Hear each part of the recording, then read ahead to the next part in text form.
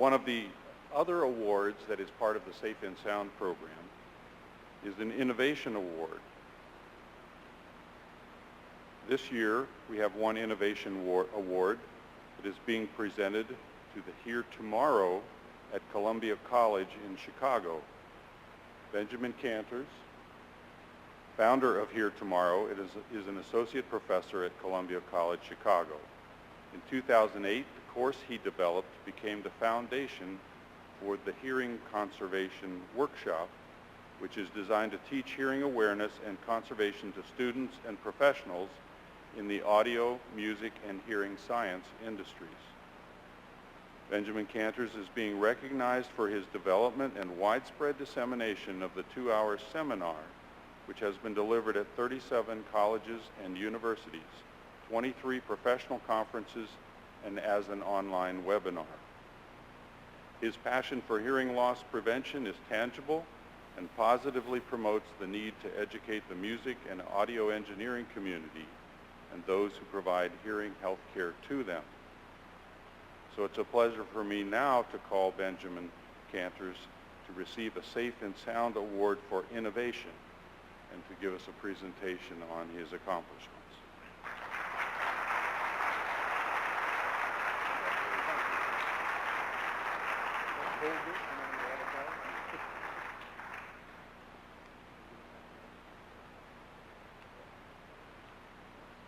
Okay, well, I'm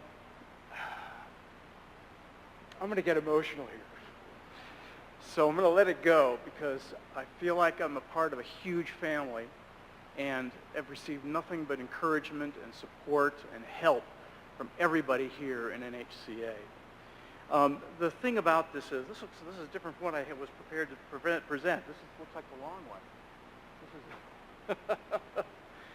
I'll tell you what, I'm just going to talk.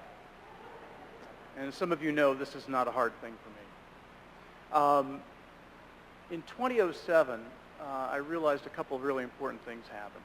2007 was my first year attending an NHCA workshop, NHCA convention at the urging of Michael Santucci, who I have now known for over 15 years and has been a colleague and a mentor and an inspiration, and someone who really brought me into the hearing sciences after I had a most inspired semester of learning about hearing physiology as a master's degree candidate at Northwestern University, where I was a student of music technology.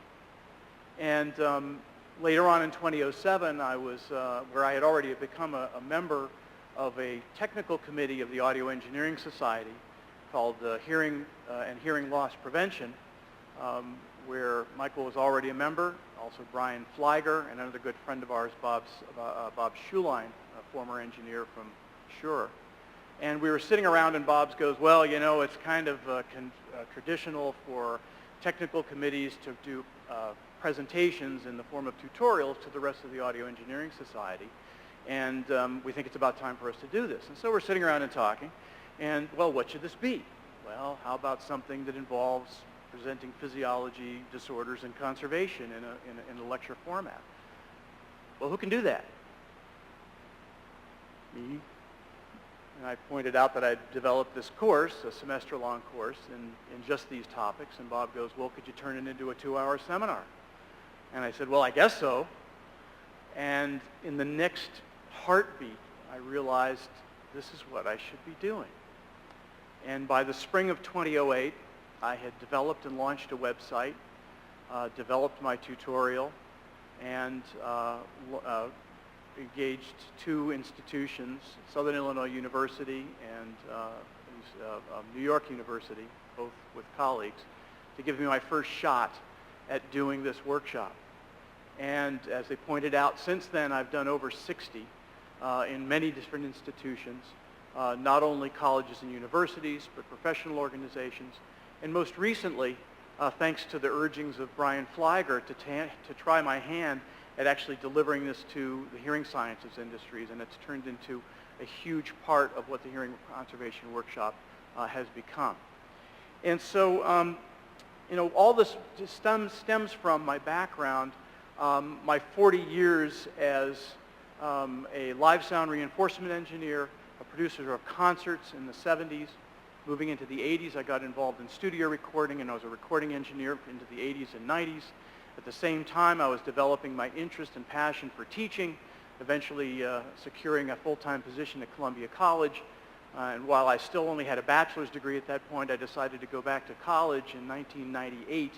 And that's when I went to Northwestern and was thrilled by the introduction to hearing physiology by a wonderful professor, John Siegel, who really turned my head around and kind of showed me what I was going to do next, which was to take my background in music and audio and live reinforcement and recording and couple that with my newfound love and passion for the hearing mechanism and bring this knowledge to my communities of the music and audio industry.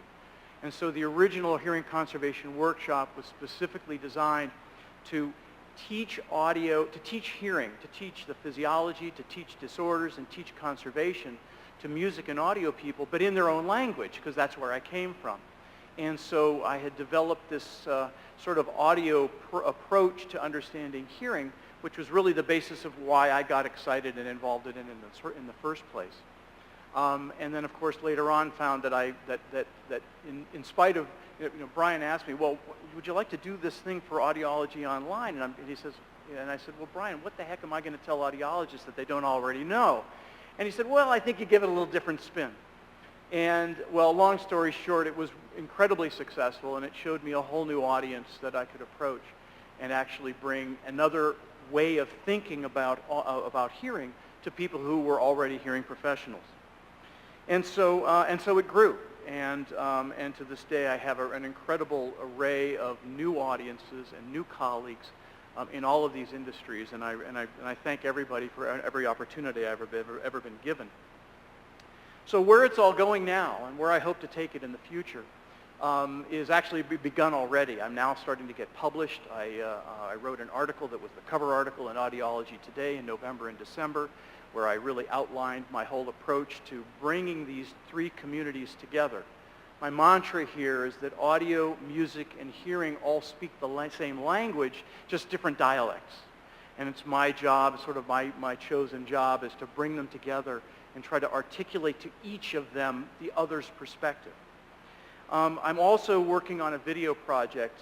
While I'm working primarily in these three industries, in these three communities, I'm going to try my hand at addressing this topic to the general public, and I'm working on not a music video, but a video that will be rather short, hopefully viral, that will try to utilize well-known music artists who are what I call compassionate advocates to the cause of hearing conservation, because they are active, passionate users of hearing protection systems in their own performance, and hopefully be able to engage them in a video environment where they will talk to their audiences and simply, gently inspire people to think about what it is that they're doing and how to appreciate the hearing, and as a result to take care of themselves. Because what I've found is the key here is to help people develop a sense of ownership of their hearing. It's not just educating, because we get educated all the time.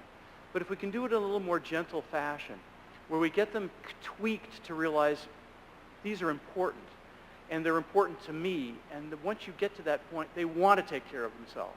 What I find in my workshops is that as soon as I've helped them, get them to understand that these are really fabulous things that we have, these listening devices, they instantly want to know more.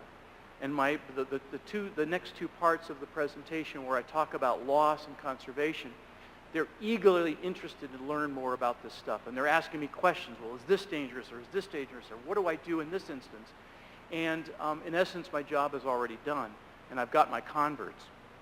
The second thing is, when you get people like that, they become disciples. As Michael likes to say, you got them to drink the Kool-Aid, and then they're really eager to spread the word because they realize how valuable this is. And so I'm hoping that this video will basically do that as well. It's not an easy process. It's a slow process. It's a cultural shift is what we're really trying to do.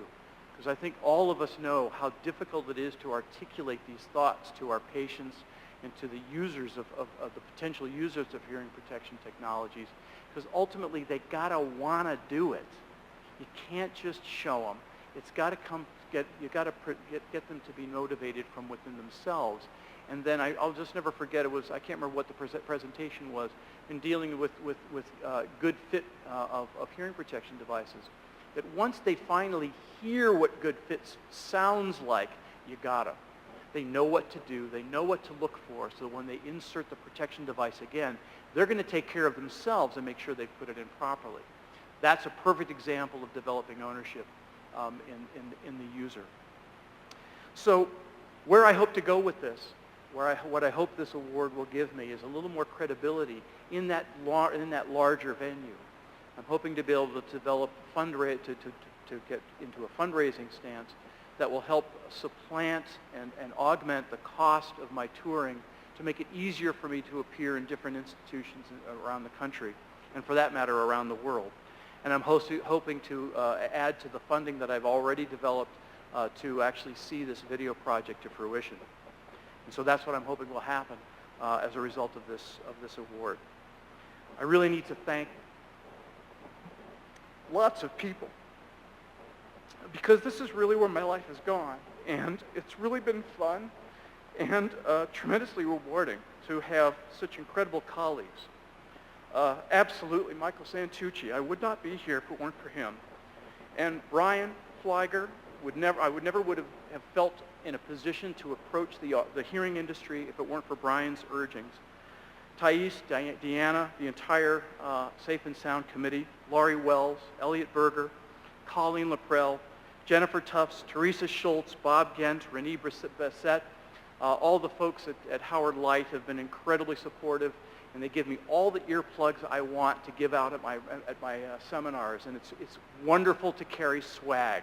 It makes a huge difference when you hand out those plugs, and I just got to say, one of the greatest things I watch every time I hand them out, you watch people pull them out, and they put them in their ear. And of course, these are clarities, by the way. They are the closest thing to a music. They are musicians' earplugs. Flat attenuation earplugs are so little known out there, and it's so great to watch people put them in, and then they take them out because they don't get that they're working until they pull them out and realize, oh, they are. People don't expect an earplug to sound good, and we've really got to break that spell, which is really a bit of a stigma with the general public and plugs. So really, the whole group, and I have to mention Renee, which many of us know, who's moved on from Howard Light, but she was one of the important people that helped give me that push that I needed to get things going. In addition, Jillian Mathis, thank you so much. It's really incredible. I just can't say enough about how support from people has what it's meant to me. And definitely Corey Portnoy, who has always sort of been there in the sidelines, helping me with data. If I need a little piece of information, Corey's always been there. But truly, for the rest of you, it's pretty amazing. It was a life changer. It's something that I feel blessed to be doing something today that calls upon everything I've ever done as a professional in the music, audio, and hearing industries. And it gives me the opportunity to do something that I think I'm sort of in a unique position to do that not many people can. Thank you very, very much.